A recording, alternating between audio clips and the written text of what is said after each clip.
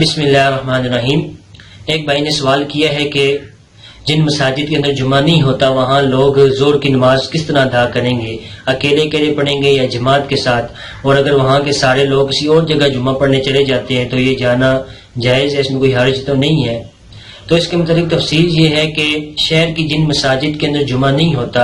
بلکہ لوگ جامع مسجد کے اندر جمعہ پڑھنے کے لیے جاتے ہیں، یا محلے کے لوگ جن پہ جمعہ واجب ہے اور وہ جامع مسجد میں جمعہ پڑھنے کے لیے جاتے ہیں، تو اس صورت میں ان مساجد کو جن میں جمعہ نہیں ہوتا جمعے کے دن بند کر دینا چاہیے۔ یہاں زور کی نماز پڑھنا ان مساجد میں جائز نہیں ہے، اور جو معذور ہیں یا جن پہ جمعہ نہیں ہے وہ جمعے کے دن زور کی نماز اکیلے اکیلے پڑھ لیں۔ اور چھوٹے گاؤں یا چھوٹے دیہات جہاں پہ جمعہ نہیں ہے تو وہاں کے رہنے والوں کے لیے کہ اپنے محلے کی مسجد میں زور کی نماز جماعت کے ساتھ ادا کریں گے، اذان بھی کہیں گے اور اقامت بھی کہیں گے۔